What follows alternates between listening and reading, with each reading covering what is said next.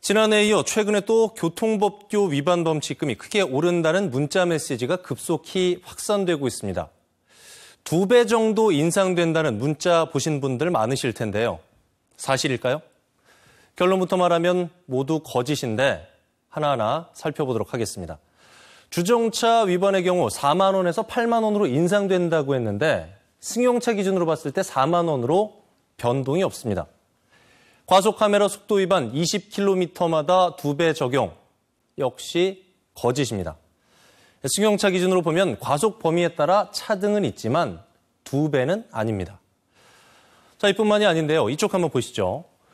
신호 위반 6만 원에서 12만 원 인상도 역시 허위였고 카고차에 덮개를 설치하지 않으면 5만 원 범칙금도 기존 규정에 있는 것으로 변경이나 신설된 내용이 아닙니다. 또 있습니다. 하이패스 통과 시에 규정 속도 시속 30km를 어기면 단속된다는 내용. 보시면 참 그럴듯합니다. 숫자도 상당히 세분화되어 있고요. 역시 가짜였습니다. 이런 허위 문자가 계속 유통되는 이유는 무엇일까요? 그리고 또 다른 문제는 없을까요? 홍서표 기자가 취재했습니다. 교통법규 위반 범칙금이 인상된다는 문자를 받으면 보통은 사실로 받아들이기 마련입니다. 주위에 친한 사람들에게 알리기 위해 문자를 전달하는 소위 퍼나르기를 하는 경우도 많습니다. 이럴 경우 긍정적, 부정적 두 가지 효과가 나타난다는 게 전문가들의 견해입니다. 주정차나 속도 위반 등 일부 항목은 어린이 보호구역과 같은 특별한 장소에서 단속될 경우 2배가 부과되는 것이 맞습니다. 하지만 이 역시 시행 중인 것으로 새로 바뀐 규정은 아닙니다. 문제는 모든 도로에 적용되지 않는다는 건데 안전운행을 위한 경각심 유발에는 도움이 된다는 의견도 있습니다. 하지만 정확하지 않은 정보로 인한 문제도 적지 않습니다.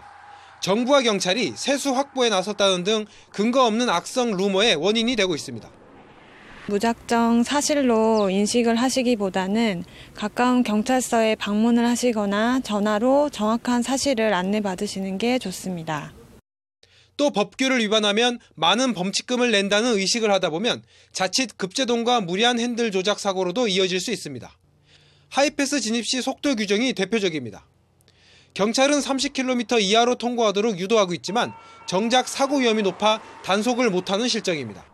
그러나 운전자가 범칙금을 의식해 갑자기 속도를 줄일 경우 뒤따르던 차량과의 추돌 등이 우려됩니다.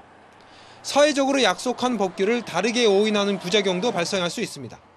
진위 여부가 의심되는 그런 정보들이 왔을 때에는 그냥 유포하기보다는 신뢰할 수 있는 기관에 문의한 다음에 정확히 확인한 다음에 유포하면은 여러 가지 사회적 혼란스러움을 막을 수 있을 거라고 생각됩니다.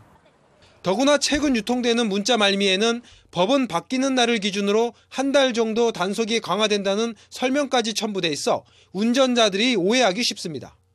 안전운전을 위해 주의는 해야겠지만 거짓 정보로 사회에 혼란을 부추기는 일도 적절하지는 않아 보입니다.